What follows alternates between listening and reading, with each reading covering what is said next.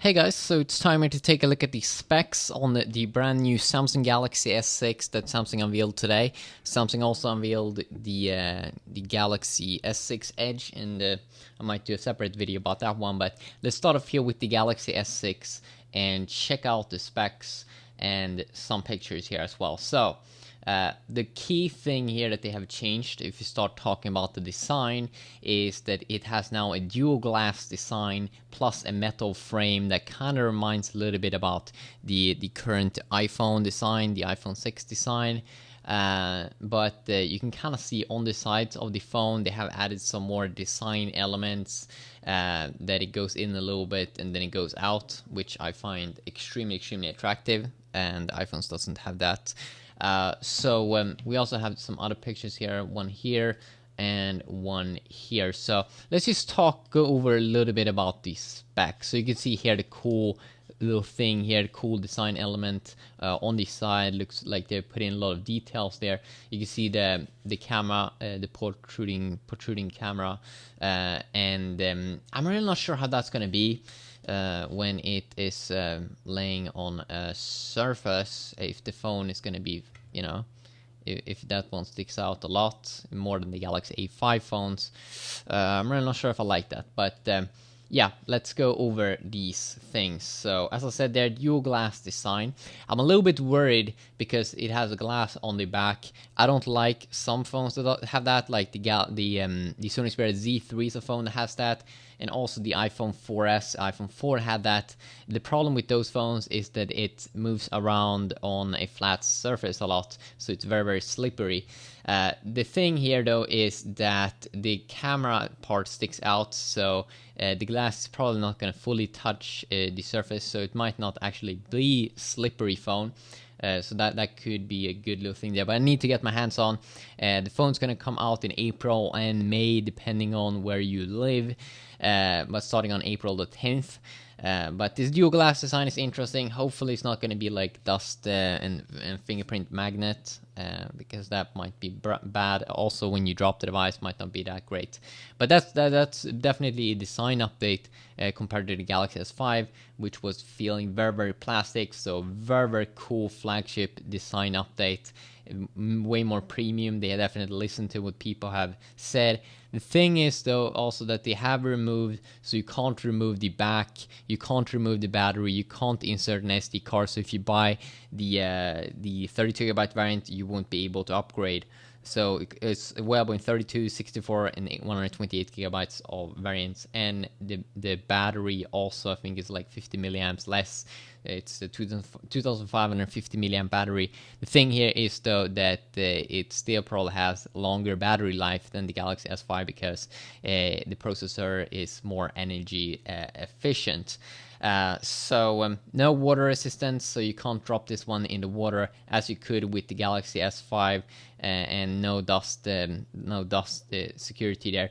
A thing here that they upgraded with the display is very nice. It's still a 5.1 inch display, so shouldn't be any bigger. It is a Quad HD display, so high resolution, 577 pixels per inch, which is crazy. So it has a Quad HD display used as the Galaxy Note 4. And it has Gorilla Glass 4 as well, so hopefully some better protection if you would drop the device, and that's pretty nice. As well as it has still a fingerprint sensor, so Samsung is now unveiling the brand new Samsung Pay, so they're partnering up with a few other credit card companies, so you will be able to use Samsung Pay and pay with your phone here.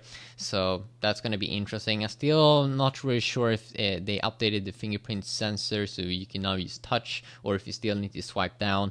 Yeah. A big thing here also is that Samsung is using their own kind of Exynos chipset, the 7420 octa-core 64GB variant, which is very nice. They don't go as many other flagship Android devices doing this year with Snapdragon 8010 chipset, but they're doing their own Exynos 7420. So they're going back a little bit to the time with the Galaxy S3 when that was what they used a lot, their Exynos chipset, and I definitely do enjoy that because there's a lot of games that runs well on the GPU that you do get with Exynos, the Mali GPU, and this is the Mali T760 GPU you get.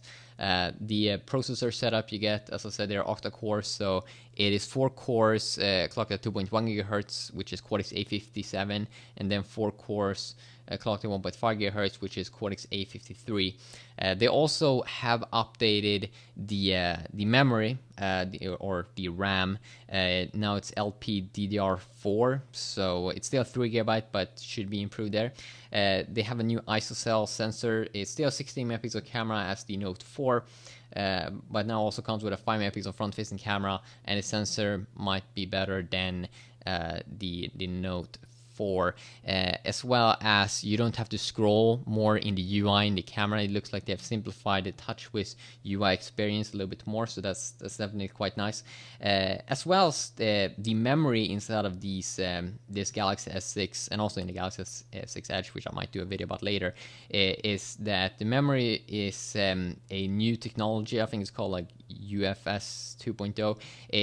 The memory is 2.7 times faster than the eMMC memory or something that's used in previous flagship devices. So faster memory, that's interesting. And Android 5.0 Lollipop, of course, with like Android 5.0.2 Lollipop with material design, a more clean TouchWiz UI experience with themes, used as with the Galaxy A3 and Galaxy A5 has theming options, but also overall it looks like they have cleaned down the TouchWiz UI and made it even faster.